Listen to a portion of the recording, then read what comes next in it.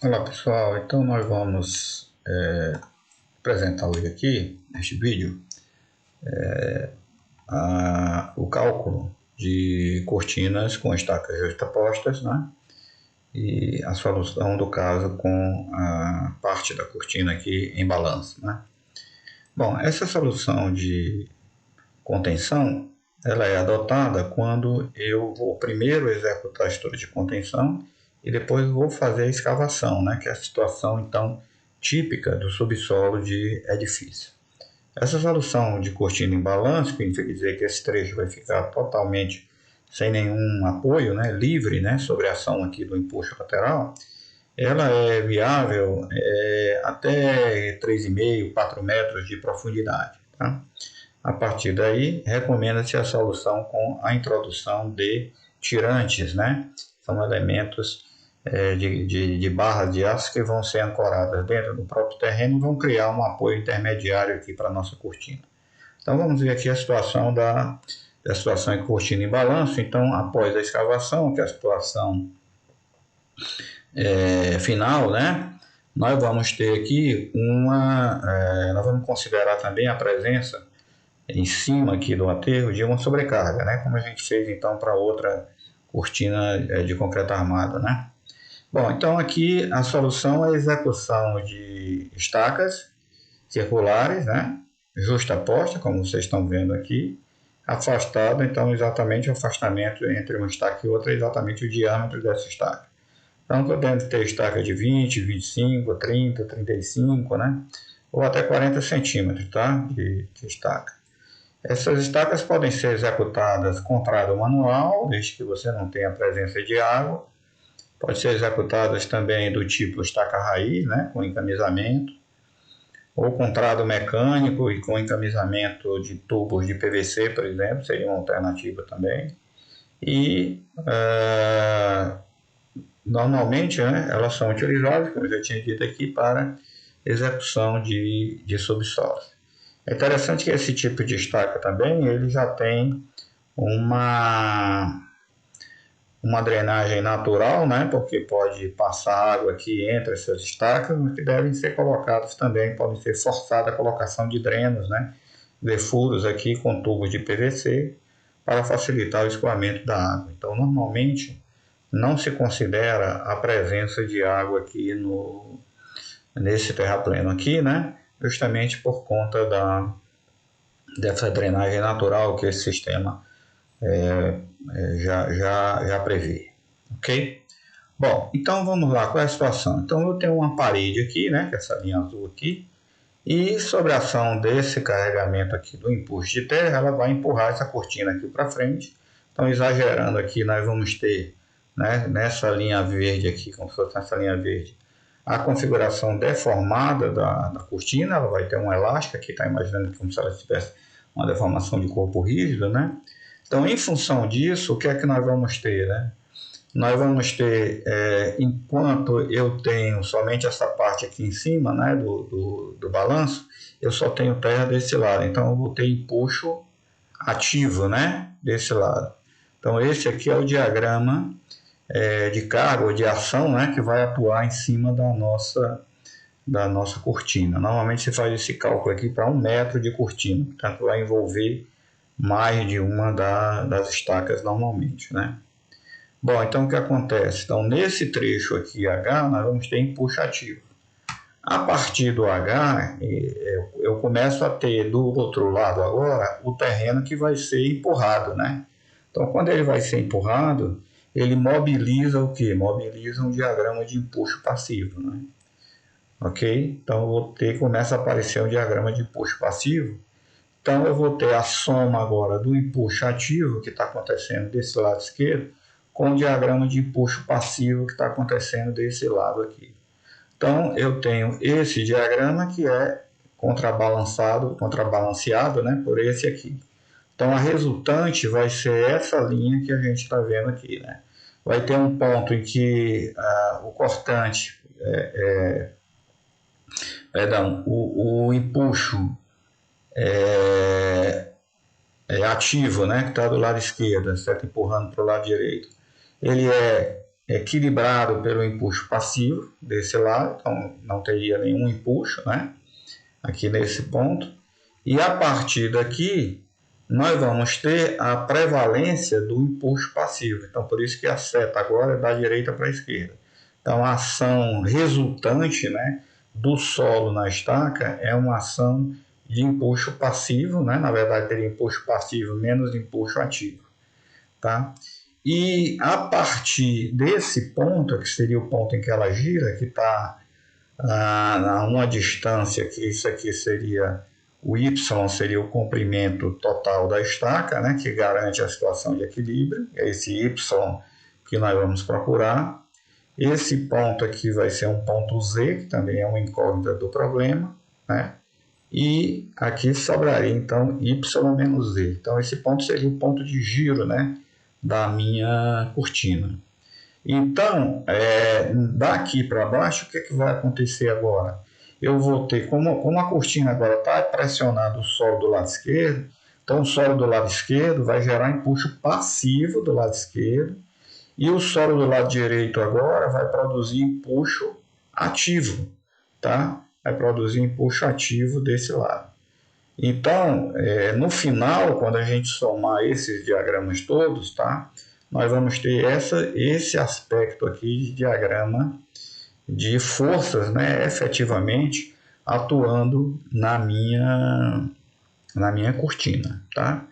Então, o comprimento y final, ele é determinado de tal sorte que esse sistema de forças fique em equilíbrio, tá? Então, somatório de força na horizontal tem que ser igual a zero, e momento em torno de um ponto, que a gente vai escolher esse ponto aqui, que está abaixo aqui desse valor A, né, do nível que não é no nível do terreno, né, da escavação, não é no fundo da escavação, é um valor A que a gente vai já calcular. Então, calcula esse momento em torno desse ponto igual a zero. Então, essas duas condições estáticas, né, de resultante de forças nula e momento em torno do ponto nulo, garantem a condição de equilíbrio. Então, o que a gente vai fazer é determinar essa profundidade y que vai garantir esse equilíbrio. A ficha que a gente chama é a parte que vai ficar enterrada da nossa cortina. Mas a ficha não é o y, né? A gente vê que ainda tem esse valorzinho A aqui a mais. Então, o D, que é a ficha, vai ser esse y mais esse A, que é esse valorzinho aqui do ponto exatamente em que o diagrama de pressão, né, na cortina se anula aqui. Tá certo? Então, nós vamos ter uma resultante de empuxo ativo nesse trecho aqui de diagrama, né, do lado esquerdo. Vamos ter um empuxo passivo desse lado, empurrando agora da direita para a esquerda. E vamos ter empuxo passivo predominante, porque sempre existe empuxo passivo e empuxo ativo, né? Abaixo dessa linha aqui, abaixo da linha da escavação. Porque eu sempre, nesse caso, a partir daqui, eu vou ter terreno de um lado e de outro, né? Então, o que está acontecendo?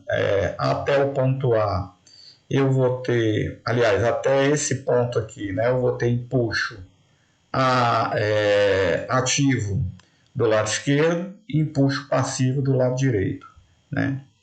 E a partir desse ponto aqui, inverte. Eu vou ter empuxo passivo do lado esquerdo e empuxo ativo do lado direito, né? Então, ver essas continhas aqui, que esses valores são fundamentais aqui para achar o equilíbrio, tá certo? Vamos lá. A primeira coisa que a gente faz é achar o valor desse A. Até essa profundidade que o diagrama se anula. Então, vamos lá. A pressão P1, que é essa pressão que está aqui em cima, ó, ela é proveniente apenas da sobrecarga. Então, nós vamos ter P1, quem vai ser? Vai ser o valor da sobrecarga vezes o coeficiente de empuxo ativo, né? Ok? A gente já tinha visto isso, né? Esse aqui é os coeficientes de pressão de Rankine, né? Que a gente tinha visto lá na cortina de concreto armado. Então, P1 vai ter o valor coeficiente de empuxo ativo desse solo aqui, né? Vezes o Q, tá? Então, vai ser gama e agora, essa linha aqui vai aumentar a pressão de quanto? Gama coeficiente de empuxo ativo vezes a profundidade Z medida a partir daqui. Então vai aumentar até o valor de P2. Quem vai ser o valor de P2? Vai ser o P1, o valor da reta, né? Coeficiente de empuxo ativo, gama vezes H, que é a altura total da profundidade. Então aqui Z igual a H.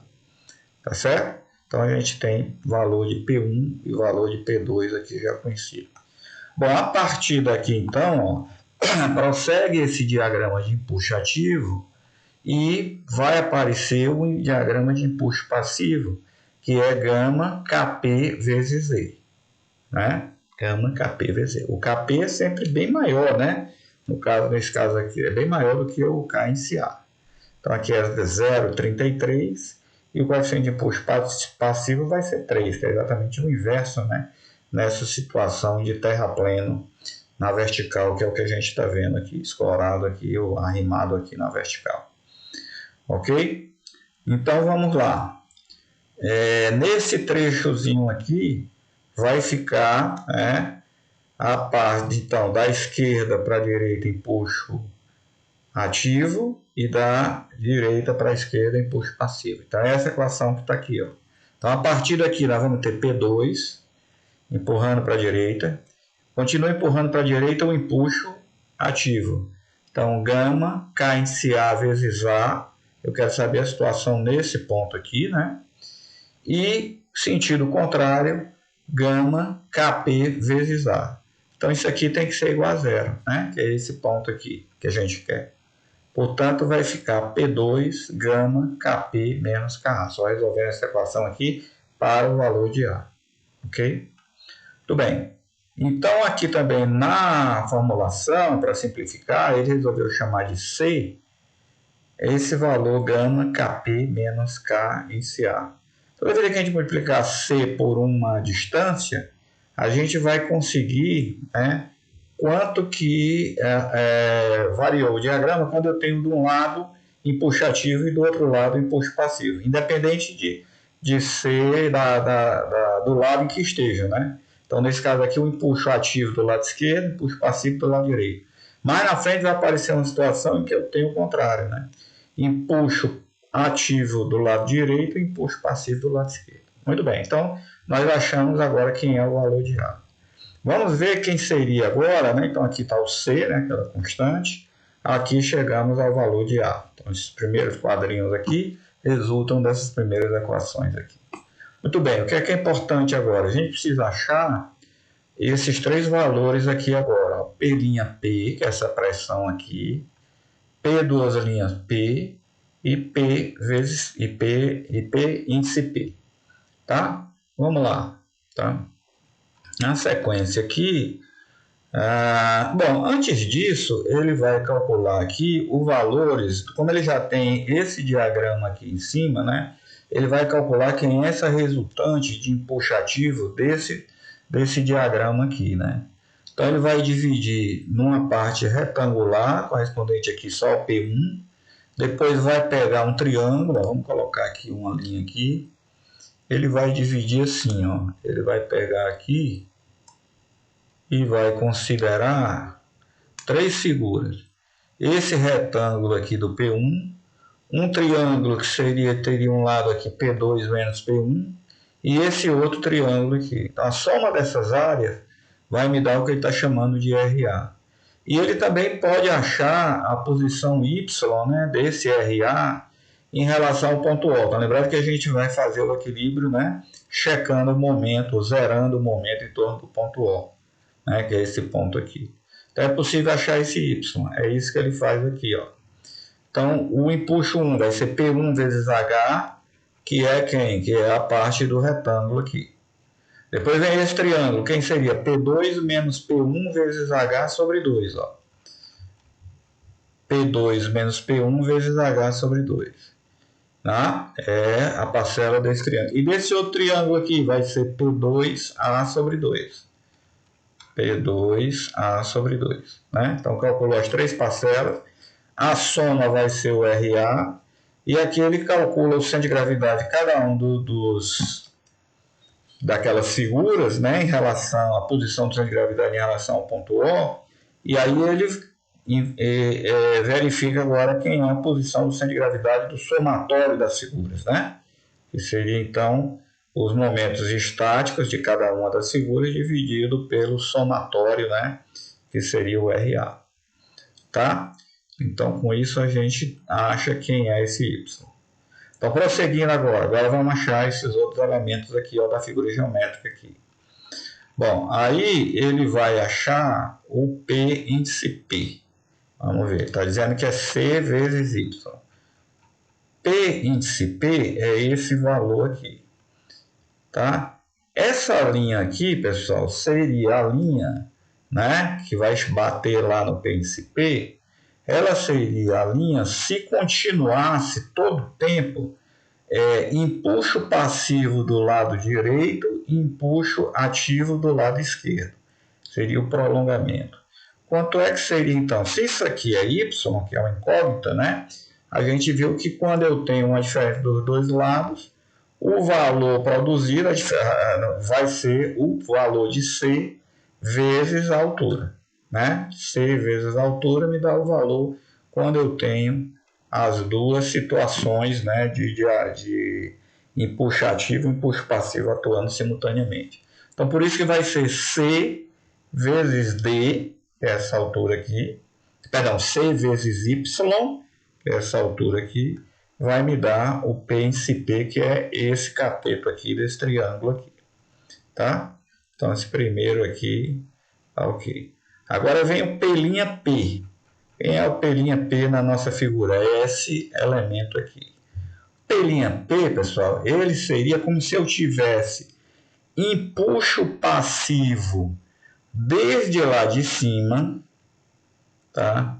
Empuxo passivo desde lá de cima, só desse lado, e o empuxo ativo começando a atuar apenas desse lado aqui, tá? Então seria empuxo passivo, passivo, melhor dizendo, desse lado aqui, né? Que esse aqui seria a curva do empuxo passivo, se tivesse empuxo passivo desde lá de cima, né? Então, tendo empuxo passivo desde lá de cima, nós teríamos quanto aqui? Quem seria o P'? Então, seria empuxo passivo H mais A e empuxo ativo só de uma alturazinha A. Vamos ver se é isso mesmo. Então, ele colocou aqui, ó, para achar o P', ele colocou o H mais A vezes gama vezes Kp, como eu disse, empuxo passivo vindo desde lá de cima, né? Menos o K, o gama, K índice A vezes A, certo? Então, seria empuxo passivo do lado esquerdo e empuxo ativo do lado direito. Então, acharíamos quem é essa figura aqui do P', tá? E está faltando agora o P duas linhas P.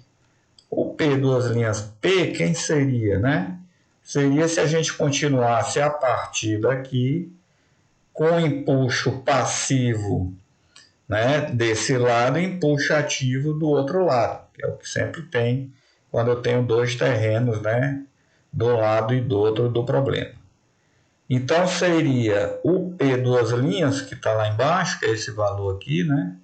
Ele vai ser o valor P' mais C vezes Y.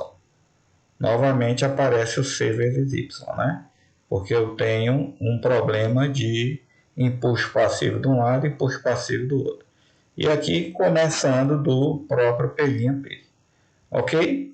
Então, eu com isso tenho esses valores determinados aqui, que são os valores que estão nesses diagramas aqui, né? O P1, o P2, o A, o P', o P', e o P índice P. Vamos lá. Então, vamos agora partir para o equilíbrio, né, dessas forças. Primeiro, somatório de força na horizontal igual a zero. Então, significa que o RA mais a soma daqueles outros diagramas, tá, tem que ser igual a zero. Vamos ver como é que ele fez esse diagrama. Ele fez uma solução aqui geométrica bem interessante. O RA, eu já calculei essa área toda superior. Falta calcular a resultante desse diagrama com esse outro diagrama. Aí ele fez o seguinte, ó. Ele pegou esse triângulo aqui, ó, ele pegou este triângulo, que eu vou marcar, tá? Esse triângulo aqui, ó, maior, tá? E tirou, deixa eu ver como é que ele fez aqui, só recordando aqui novamente, vamos ver quem é P duas linhas mais E sobre 2. P duas linhas mais E sobre... tá aqui, ó, perdão. É esse triângulo aqui, ó. Daqui, agora, para cá. Isso. Então, ó, pegou esse triângulo maior, que vai ser essa base, vezes a altura, que é Z sobre 2. Tá? E aí ele tirou deste retângulo aqui, ó. Tá? Subtraiu deste outro triângulo vermelho aqui. Então, o que vai dar com essa operação geométrica, né, que é essa área? Quando ele colocou essa área, o que é que ele fez? Ele está colocando essa área mais essa área aqui. Né? Quando ele tirou esse outro retângulo, o que foi que ele tirou? Ele tirou isso daqui, que exatamente tem sinal contrário desse aqui, e tirou essa área aqui, tá? Que estava demais. Então, ele fez justamente a operação que seria isso menos isso aqui. Tá? Então, repetindo, ele pegou esse triângulo, né? A área desse triângulo, e tirou da área desse outro triângulo aqui. Com isso, no final, ele ficou com isso menos isso, que é o que a gente quer. Tá? Então, ele fez, ó, isso aqui é aquele triângulo, esse aqui, né? P duas linhas P mais P índice P vezes E sobre 2. Esse aqui seria quem? P índice P vezes Y sobre 2. Deixa eu ver se é isso que ele fez. Exatamente, ó. P índice P vezes Y sobre 2. Ok? Então isso aqui ele igualou a zero. É uma das equações de equilíbrio. Dessa equação de equilíbrio aqui, o que foi que ele fez? Ele tirou o Z. Tá? Porque aqui ele tem duas incógnitas, né? Tem o Z e tem o Y. Com isso, ele conseguiu escrever a variável Z em função dos outros parâmetros, né, já conhecidos, mas também em termos da incógnita Y. O objetivo é transformar o problema tudo numa única incógnita, né, que seria a incógnita Y, que é exatamente a profundidade que vai gerar o equilíbrio. Na verdade, vai gerar o equilíbrio é Y mais A, né? Mas o Y é abaixo do A, seria a solução, né, de profundidade que garante o equilíbrio. Eu posso fazer uma cortina mais profunda, não tem problema, né? Eu sei que a partir dali é que está garantido o meu equilíbrio. Bom, aqui tem um somatório de momento no ponto zero, tá? Então aqui vocês vão ter o momento dividido o RA, acho que essa equação aqui tem que ser o RA vezes Y, né? Tá faltando aqui, RA vezes Y, com certeza, né? Que é aquela distância lá. Então, RA vezes Y, essa parcela aqui, RA vezes Y, está dando momento horário. Esse diagrama aqui também vai dar momento horário, e esse outro vai dar momento anti-horário, né? Então, é isso que ele faz aqui, né? Tem uma parcela que também dá um momento horário e uma outra parcela que dá momento anti-horário. Portanto, seria negativo aqui. Então, essa é uma equação, você vai ver que apareceu o Z e apareceu o Y.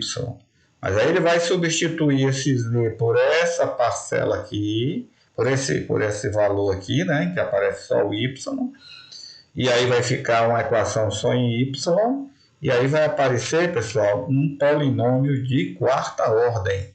Se a gente dividir também por H, a gente fica com alfa, que vai ser Y sobre H, tá? Fazendo alfa igual a Y sobre H.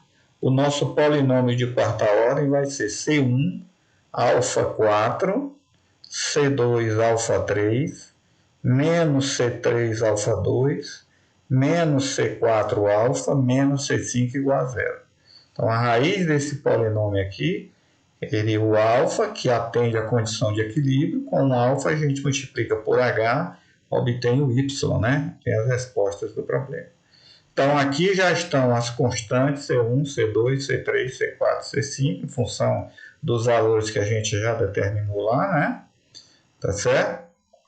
E com isso a gente determina a solução dessa equação aqui, que é uma terminação da raiz desse polinômio.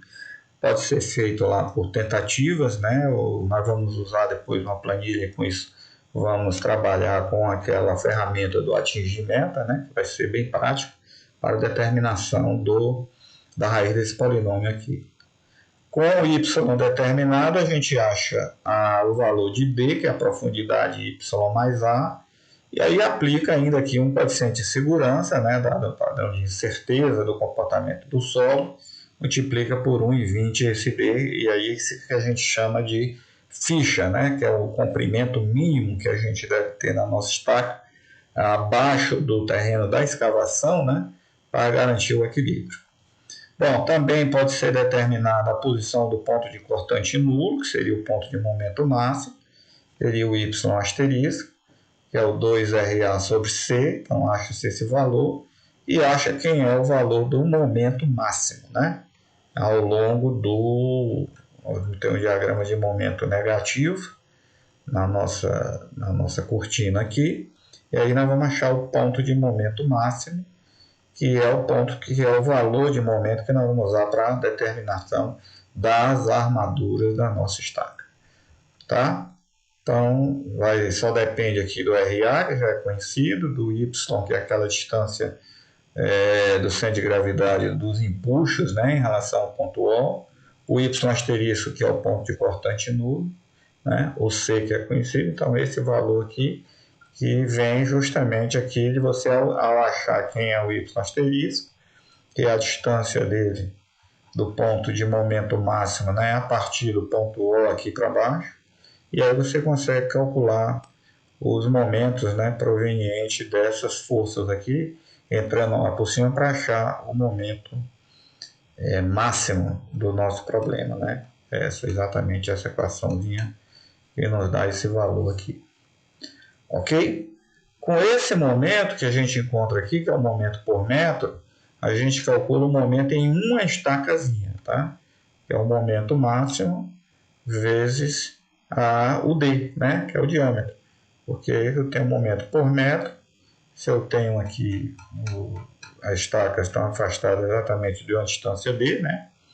O momento resistido, né, a ser resistido por uma estaca, vai ser esse momento que a gente encontrou aqui, multiplicado pelo D, ok? É esse valorzinho aqui.